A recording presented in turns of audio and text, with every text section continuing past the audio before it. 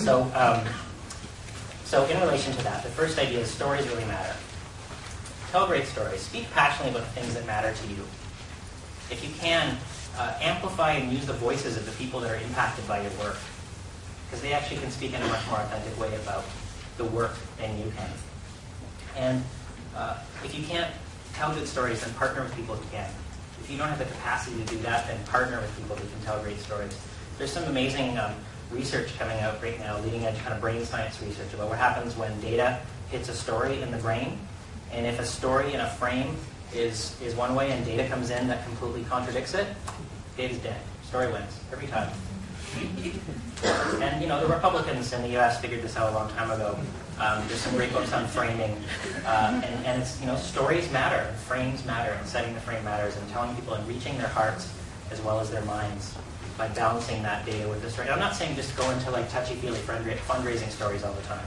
Those have their purpose. Actually, a real story can integrate an architecture of what you're trying to say as well as the emotional side of who you're trying to reach. It's about a process, and your whole organization needs to be committed to that process, or it's just not going to reach its success. And again, change doesn't always have to happen overnight, but you have to care deeply about this, or it's probably not going to work. Just like a conversation, really. If you're not really there, then we'll kind of know. This is a fun one. Letting go of control. It's a totally normal question, and it's totally necessary. Yes, you will lose some control if you are publishing authentic information and allowing people to respond to it. There are many ways of mitigating that situation and minimizing the risk and maximizing the benefit.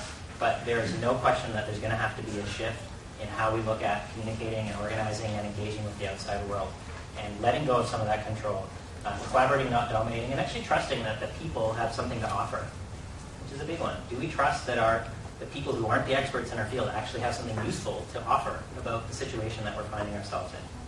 Trying new things. And you know what? Right now, I think we have to try a lot of radical new things. We need to do this. And that means a culture of embracing failure, being flexible, and being easy on yourself and others, because failures are painful, yet they're also learning experiences, and they're actually wonderful when they show you the feedback of what is and isn't working.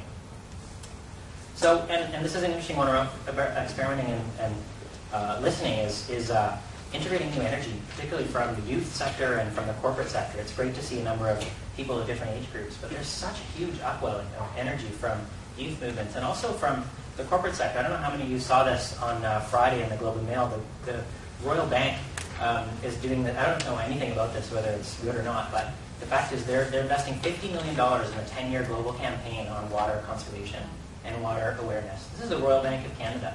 Like, all bets are off as far as who's supposed to be doing what work anymore. And the social sector and the business sector are coming together, I think, in quite lovely ways. We all need to hold our power and hold our discernment in that, but we also need to figure out how to get things done in new ways. And so make sure that you're actually executing well, taking it one step at a time and seeking excellence in everything that you do. One of my friends says that the default state of online communities is failure.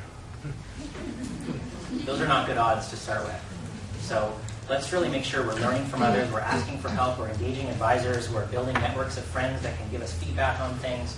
Let's kind of break out of our normal cycle so that we're actually, and then this is the other thing about social innovation is feedback is actually the system giving you information on improvement.